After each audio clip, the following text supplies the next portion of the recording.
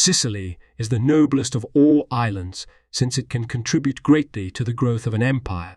Hanno, the son of Hannibal, went to Sicily, and having gathered his forces at Lilybaeum, advanced to Solus. His land force he left encamped near the city, while he himself went on to Acragas and fortified its citadel, after having persuaded the citizens, who were already friendly to the Carthaginians, to become their allies. Upon his return to his own encampment, envoys came to him from Hiero to discuss their common interest, for they had formed an alliance to make war on the Romans unless these should quit Sicily with all speed. When both had brought their armies to Messana, Hiero pitched camp on the Chalcidian Mount, while the Carthaginians encamped with their land army at a place called Eunes, and with their naval force seized the headland called Pelorias, and they kept Messana under continuous siege. When the Roman people learned this, they sent one of the consuls, Appius Claudius by name, with a strong force, who went straight away to Rhegium. He dispatched envoys to Hiero and the Carthaginians to discuss the raising of the siege. He kept promising, in addition, but to state publicly that he would not proceed against Hiero with war. Hiero replied that the Mamertines, who had laid waste Camarina and Gela and had seized Messana in so impious a manner, were besieged with just cause, and that the Romans, harping as they did on the word fight, certainly ought not to protect assassins who had shown the greatest contempt for good faith. But if, on behalf of men so utterly godless, they should enter upon a war of such magnitude, it would be clear to all mankind that they were using pity for the imperiled as a cloak for their own advantage, and that, in reality, they coveted Sicily.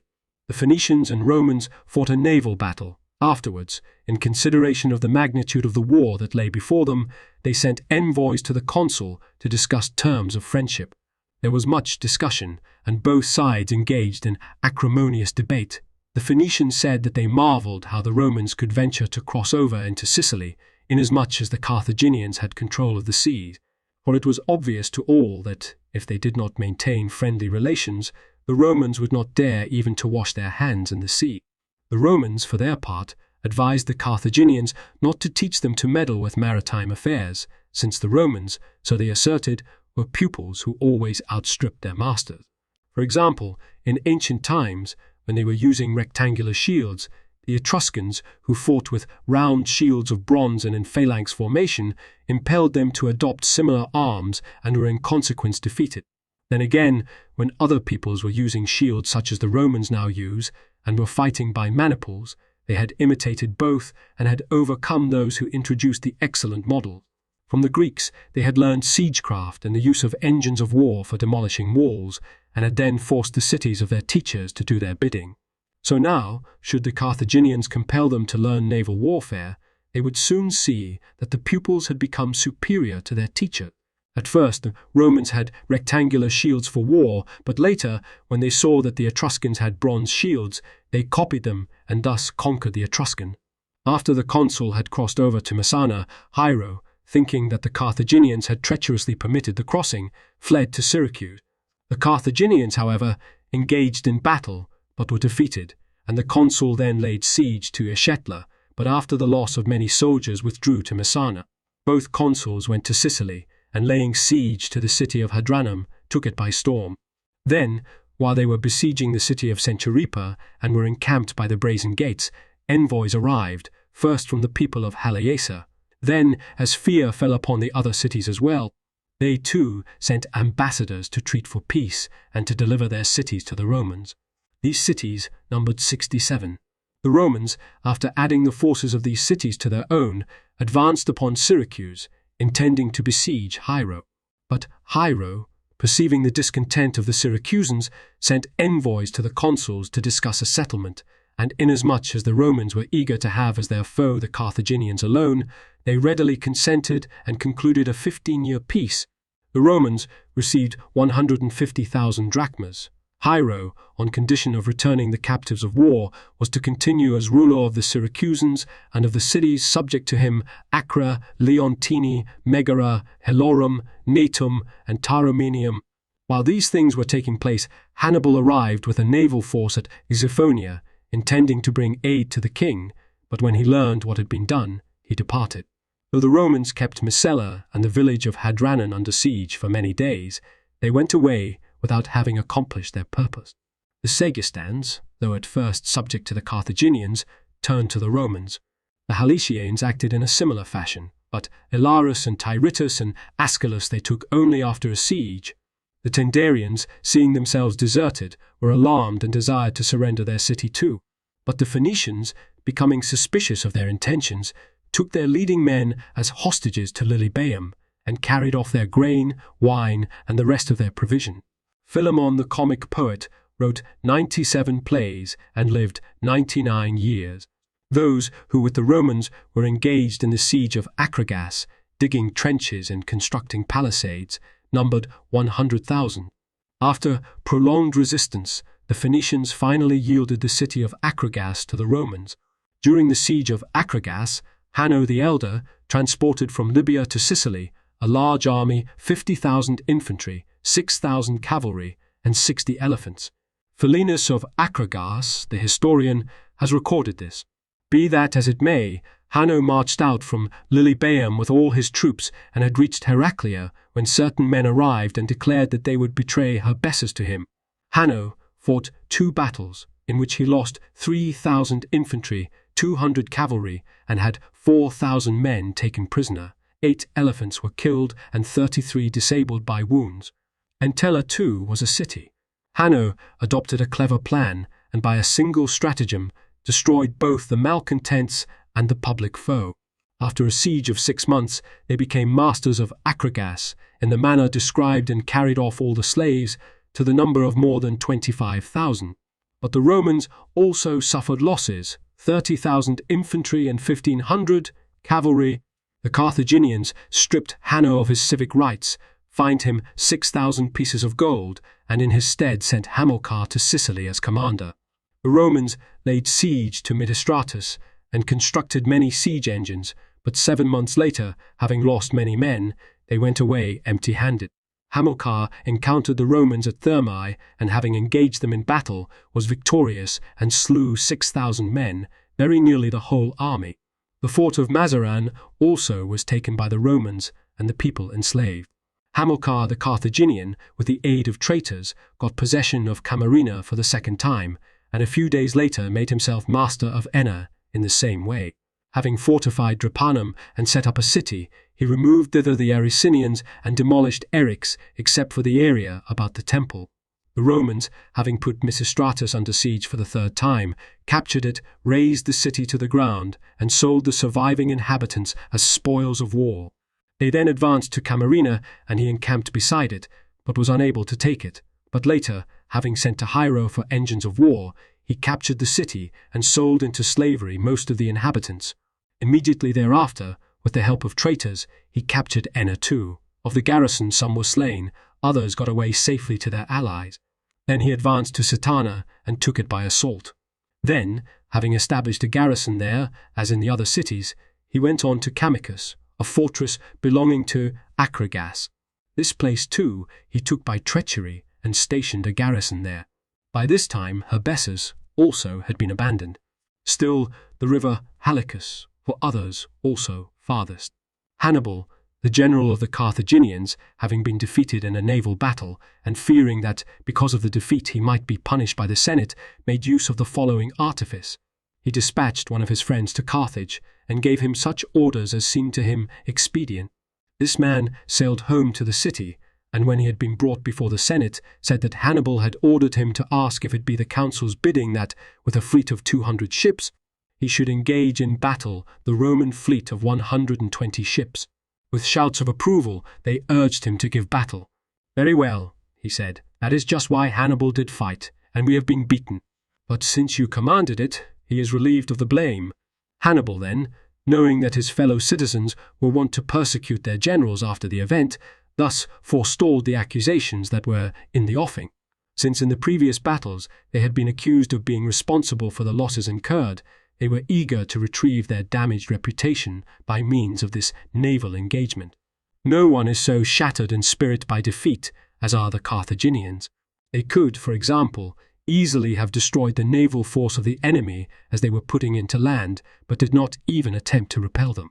For while the Romans, with 30 ships, were approaching the shore and were neither in battle array nor in compact formation because of the violence of the wind, it would have been possible without any danger to capture the vessels, men and all.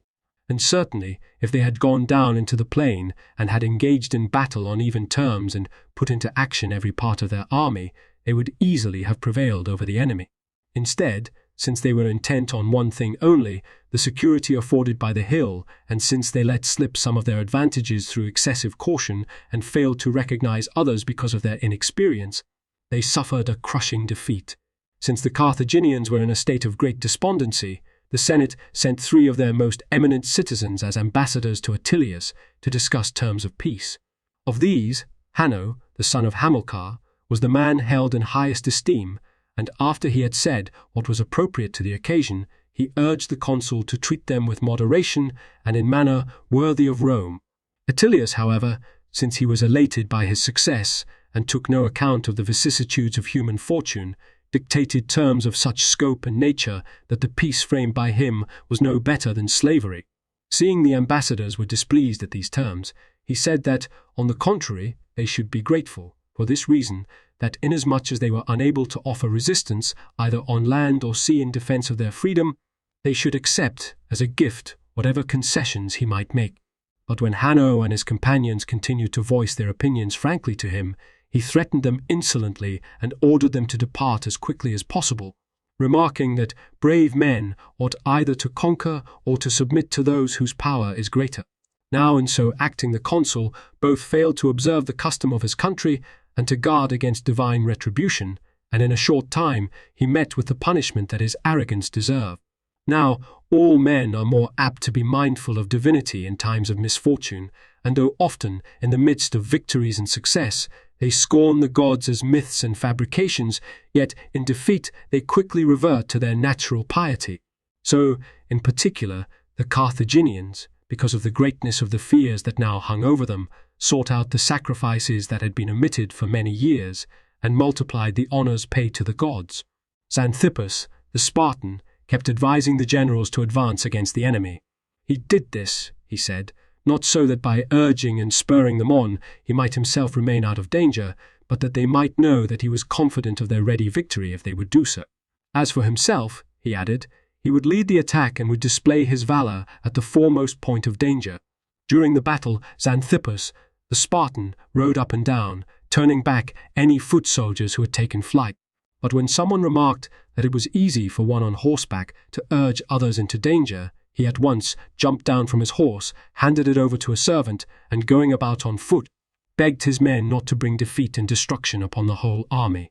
We consider it to be a proper part of history not to pass over without comment the policy, whether good or bad, of men in positions of leadership, for by the denunciation of their errors, others who are drifting into a like mistake may be set straight, while by the praise of noble behavior, the minds of many are prompted to right action. Could anyone in all justice fail to censure the folly and arrogance of Attilius? By his inability to bear adroitly the heavy burden, as it were, of success, he robbed himself of the highest renown and involved his country in serious disaster. Though he could have made peace on terms advantageous to Rome, as well as humiliating and utterly shameful to Carthage, and could, in addition, have won for himself among all mankind enduring remembrance for clemency and humanity, he took no account of these things, but dealt so arrogantly with the defeated in their misfortunes, and dictated terms so harsh that the gods were roused to just anger, and the defeated enemy were driven by his excessive severity to turn and resist. In consequence, there now occurred, thanks to him, so great a turn of the tide that the Carthaginians, who in consternation at their defeat had previously despaired of safety, now veered round and in an access of courage cut to pieces the army of their enemies, while Rome was altogether dealt so disastrous a blow that those who were reputed to be foremost in all the world in infantry warfare no longer ventured to engage the foe in battle at the first opportunity. In consequence, the war turned out to be the longest on record, and the conflict resolved itself into a series of naval battles in which the Romans and their allies lost a multitude of ships and no fewer than 100,000 men, including those who perished by shipwreck. As for the amount of money expended, it was as great as one might expect in view of the cost of manning a navy consisting of so many ships and of carrying on the war for 15 years after this time. But indeed, the man who was the cause of all this gained as his reward no small portion of the disaster. In exchange for the esteem he already enjoyed, he received dishonor and disgrace many times as great, and by his personal misfortunes he taught other men to observe moderation in the exercise of power. Worst of all, since he had already deprived himself of the possibility of forgiveness and of the pity that is accorded to the fallen, he was forced to endure the insolence and arrogance of those whose ill fortune he had treated with such disdain. Xanthippus, on the other hand, by his personal excellence, not only rescued the Carthaginians from their desperate situation, but reversed the course of the whole war. For he utterly humbled those whose might was altogether superior, while by the magnitude of his success he enabled those who by reason of their defeat were expecting destruction to look with scorn upon their enemy. As a result, when the fame of these achievements was spread abroad throughout almost all the world, all men marveled, not without reason, at his ability, for it seemed incredible that by the addition of a single man to the Carthaginians so great a change in the whole situation had resulted that those who just now had been shut in and besieged should turn about and lay siege to their opponents, and that those whose bravery had given them the upper hand on land and sea should have taken refuge in a small city and be awaiting capture. Yet it is not at all surprising that the native intelligence and the practical experience of a general overcame seemingly insuperable difficulty. For intelligence makes all things accessible and possible, and in all matters skill overcomes brute force. After the Romans crossed over to Libya with a large army commanded by the consul Attilius, they were at first victorious over the Carthaginians and captured many cities and forts and cut to pieces a large army. Later, however, after a Spartan general, Xanthippus, a mercenary soldier, had come from Greece, the Carthaginians defeated the Romans by main force and cut to pieces a large army. Thereafter, there were naval battles and the Romans lost many ships and men, so that the number of those who perished was 100,000. Just as the body is the servant of the soul, so great armies respond to the intelligent control of their leaders. With an eye to what was expedient, the Senate, prevailing over all difficulties, she learned the fate that befell Marcus Regulus, the Roman general, after his capture by the Sicels. They cut off his eyelids with a knife and left his eyes open. Then, having penned him in a very small and narrow hut, they goaded to madness a wild elephant and incited it to draw him down under itself and mangle him. Thus, the great general, as though driven by an avenging fury, breathed his last and died a most wretched death. Xanthippus, the Spartan, also died at the hands of the Sicels. For round about Lilybaeum, a city of the Sicels, there was the clash of war between Romans and Sicels, war that had continued for 24 years. The Sicels, having suffered defeat in battle many times, offered to put their city in subjection to the Romans. The Romans, however, would not listen even to this offer, but ordered the Sicels to go forth empty-handed. Xanthippus, the Spartan, who had come from Sparta with 100 soldiers, or alone, or with 50 soldiers, according to various authorities, approached the Sicels while they were yet hemmed in, and after conversing with them at length through an interpreter, finally gave them courage to oppose their enemies.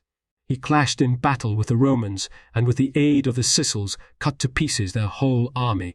Yet, for his good service, he received a recompense worthy of, and appropriate to, that perverse people, since the foul wretches set him in a leaking ship and sank him beneath the swirling waters of the Adriatic. In their envy of the hero and of his nobility, Diodorus the Sicel records this story and that of Regulus. Philistus was an historian.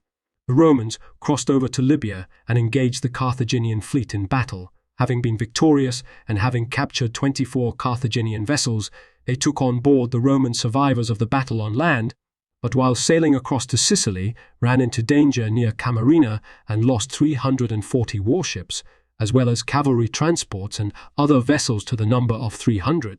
Bodies of men and beasts and pieces of wreckage lay strewn from Camarina as far as Pacinus.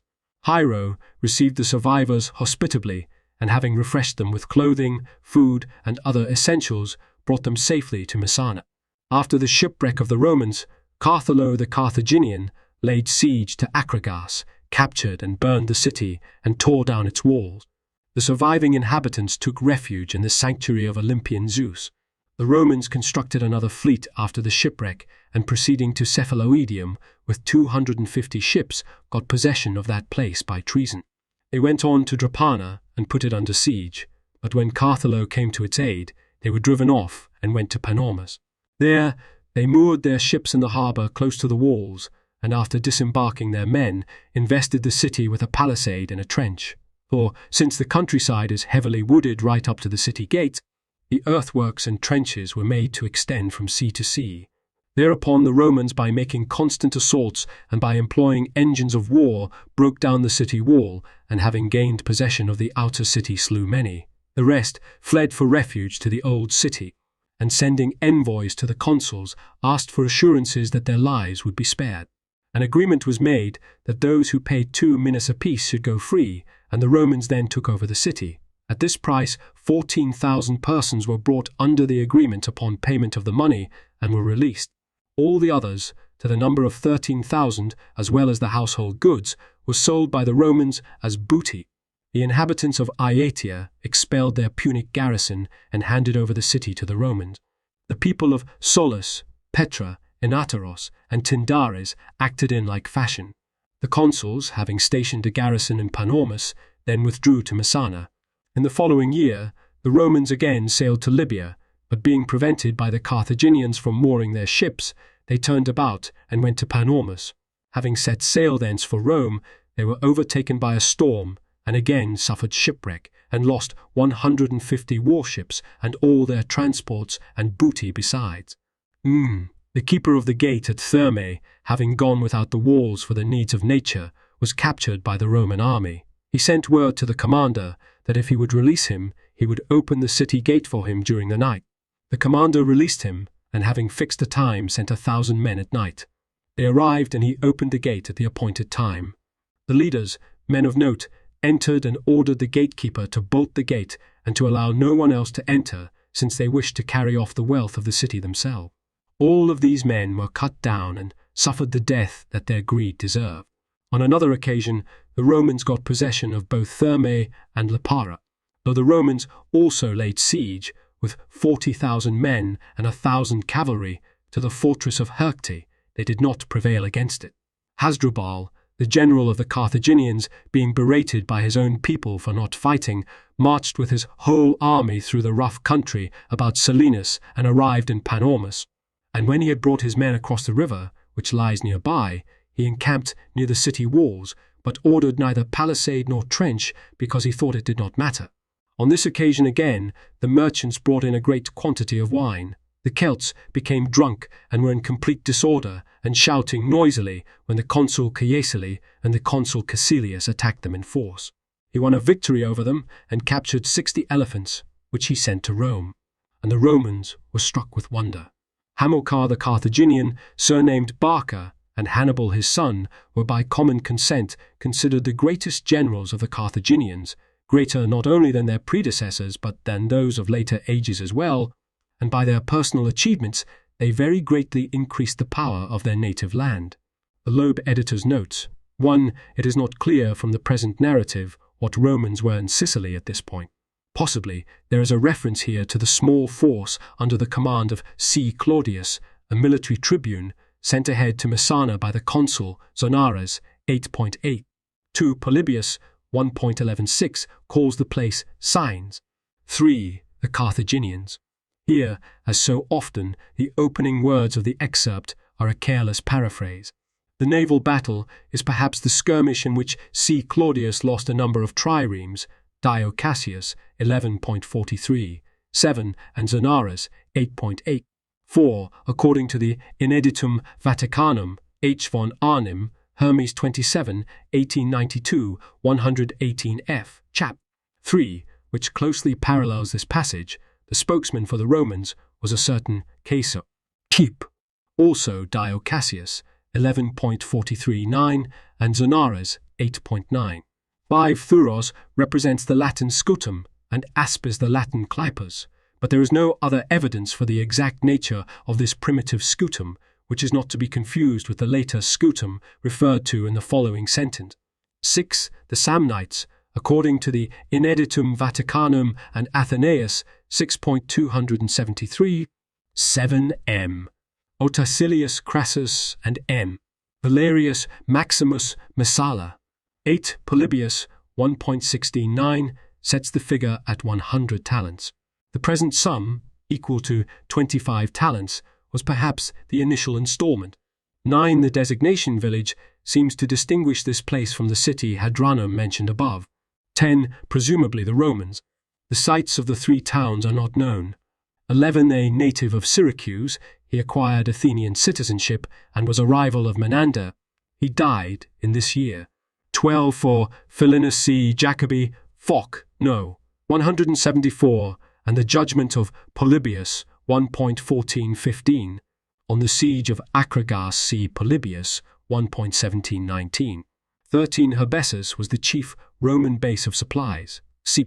Polybius, 1.185. 14. C. Polybius, 1.19. In the first battle, Hanno was superior. 15. 4,000 Gallic mercenaries in his army. The story is related in Frontinus Strat. 3.163. 16. Or all as slaves. Zonaras, 8.10, says that the whole citizen body was sold into slavery. For the size and wealth of Acragas at an earlier period, see Book 13.84. 17. 4,000, according to Polybius, 1.24, 4, who also states that those defeated were not the Romans but the allies, who were encamped separately. Wesseling's statement, perpetuated by Dindorf, that Heschel gives the figure as 9,000 slain, rests on a misunderstanding of a typographical error, the numeral in Heschel being simply inverted. Why the upended symbol was then construed as signifying 9,000 is unclear, though Heschel does use an inverted st6 for 90 as in chap. 6. Supra. Roderman prints the disputed figure correctly. 18. Probably Mazara, in the territory of Selinus. 19. The subject suddenly shifts to the singular, probably as the result of some condensation in the narrative. 20. Perhaps identical with Hippana, Polybius 1.24, 11. 21. The famous Battle of Mylae, Rome's first naval victory. The achievement of the consul Duilius is commemorated in the inscription of the Columna Rostrata in the Forum, Sil 2.25. Thayer's note: those interested in the inscription will find its text, the circumstances of its discovery, and discussions of just how much of a fake it might be in the article Columna Rostrata Chi E. Duili in Platner, Ashby's Topographical Dictionary of Ancient Rome, and the journal articles and other texts linked there. 22. The text is uncertain. The Carthaginians had been badly defeated off Cape Ecnomus on the southern coast of Sicily in the summer of 256 BCE. 23. The number is suspect. The reference is to the Roman invasion of Africa under M. Attilius Regulus, consul suffectus in 256 BCE. Polybius 1.29. 24. In the battle at Ades, Polybius 1.30. Because of their chosen position, the Carthaginians were unable to make use of their elephants and cavalry. 25. Dio Cassius 11.43. 22. 23 purports to give the term set by Regulus. Keep. Also Polybius 1.31. 26. A Greek mercenary recently enlisted in the service of Carthage. Cup. Polybius 1.32, 34. 27. Thanks to Xanthippus, the Romans were routed and Regulus was taken captive. 28. With this whole passage, Kep. Polybius 1.35. The following sentence appears in H preceded by the words, "It is easy to get the better of one's enemies, if only one employs a good adviser." 29. See critical note to text. The critical note to the Greek text reads, "This passage is preceded and followed in H by sentences taken directly from the text preserved in P. Its closest point of contact is with chap. 15.4, but it is clearly a summary account written by the compiler of the Heschel fragments. 30. Tzetzes refers to the Carthaginians throughout this passage as Sicels. 31. Polybius 1.3624 says that after his great success, Xanthippus prudently returned to Sparta, but he also hints at another version of the story. 32 Philistus of Syracuse, d. 356 BCE, wrote a history of Sicily, Jacobi Ofsh, no. 556. Some editors amend to read Philinus, on whom see chap. 8. The 33, the narrative of chapters 18-20. One differs in a number of details from the parallel account in Polybius, 1.36, 40. 34, on this temple, see book 13.82. 35, this place is unknown, and the name may be corrupt. 36 L. Caecilius Metellus, consul in 251 BCE, as proconsul the next year, he celebrated a triumph de Poenis. 37 Chap. 22 is anticipatory and, as noted by Dindorf, may well belong to Book 24. It is perhaps from the preface to that book, and in any case must stand before Book 24.3. The previous next to images with borders lead to more information. The thicker the border, the more information. Details here, up to Diodorus classical texts, Lacus Gertius home, a page or image on this site is in the public domain only if its Earl has a total of 1 asterisk. If the Earl has 2 dasterisks, the item is copyright someone else and used by permission or fair use. If the Earl has none, the item is see Bill Thayer. See my copyright page for details and contact information. Page updated, 26 Oct 18.